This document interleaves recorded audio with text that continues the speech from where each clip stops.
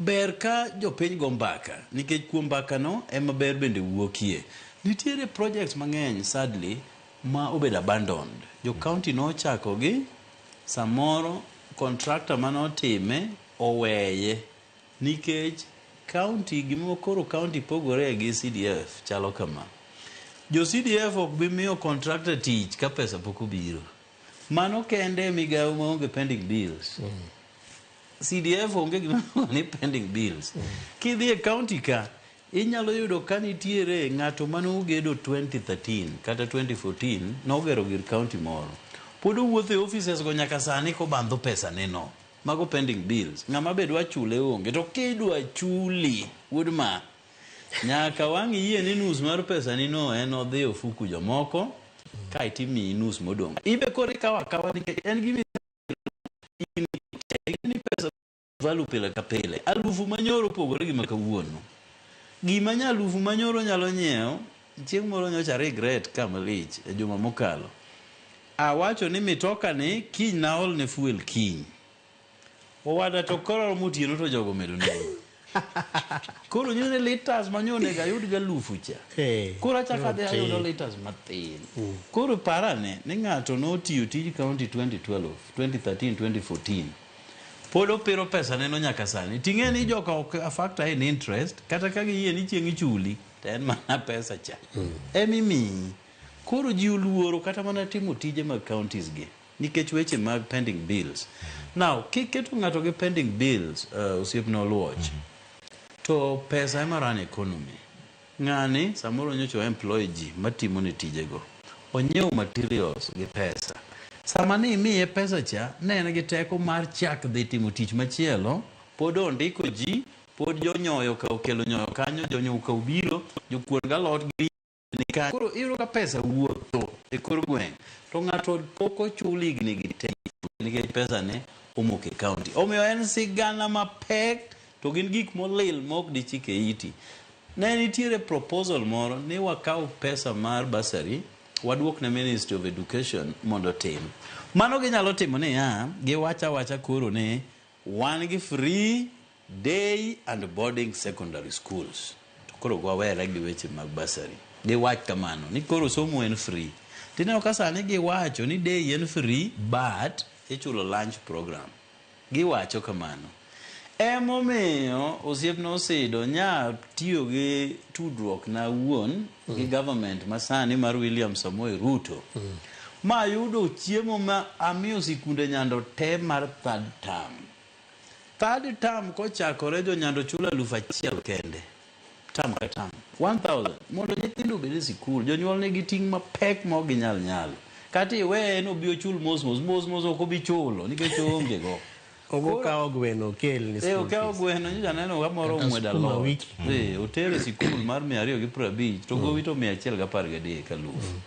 Koro aketo Nyando tete sani en siling 1,000 ne day schools. Ke nyithindo mang'eny bende ni me day. Chiemo no asetero mar third term yue sikul. Ka giloro third term ni tatero chiemb Januari nikech michele Oktoba, oganda Oktoba, dengu Oktoba, mochiedo Oktoba, bando be Oktoba. Maga miyo gi te e schools te mane tiere Nyando 1,000 mondo mi wakete tingo bed mayot ne jopiny. To ka kinyiwe ka ni kaw bursary kelo ne ministry ka to gi kaka pesa ka leo cha capitation poko dhi nyaka sani. Capitation mano onego be ni giseoro poko chopo ne skunde. Ka kinyi chake wegi negi ni bursary ni bende gine ma giter to dhi deko skunde idhi lor. Mheshimiwa koro ka nyaka run schools. Koro joma supply gigi kaka bando mchele koro itimo gi nadi dong entie ga jok ma ma supply gi. Kiwuok Nyando nitie Muoroni program no onge ter bando kanyo. Kiwuok kanyo nitie Nyakach gidwaro bando kata sani no wachna. Kisumu East bende ni kacha ter bando kanyo. Skoru Soin Sigowet be ni batha kanyo. Koro awe ni sikunde te. In fact, e Nyanza mangima, Nyando kende manegi that program. Ni winje kitime Kiharu. Kama Ndindi nyoro nitie. Aba gole ka Ndindi atere Nyando. Kata luwore gi tudruok mabende wakoro wan go e sirkal manyo omiwa ni wadonje ni nus. Koro ma jatelo nyaka parne joge mondo joge makonyorego. Ni neno weche ariyo ka mokwongo ni weche pesa infrastructure mondo go dhi skunde.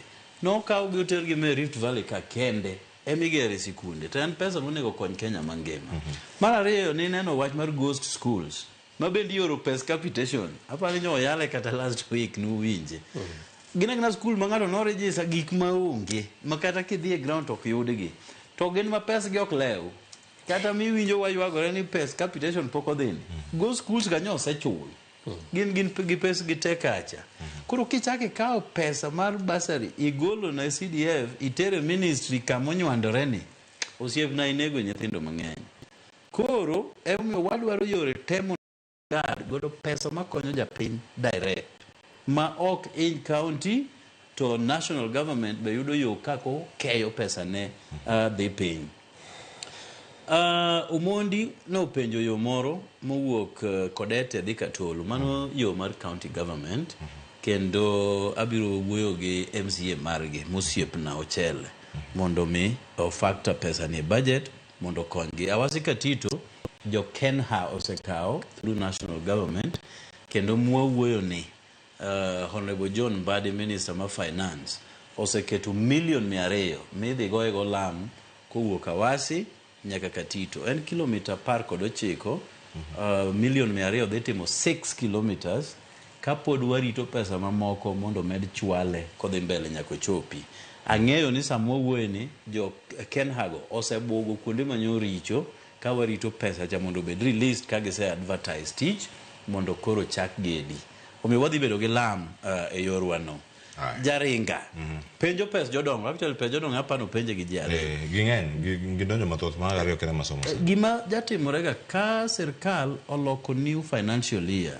Sama giloke 30th of June tiloro gimoro ni IFMIS.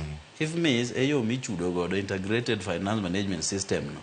Ilore for a period of time mondo mi gidonjo e higa manyien.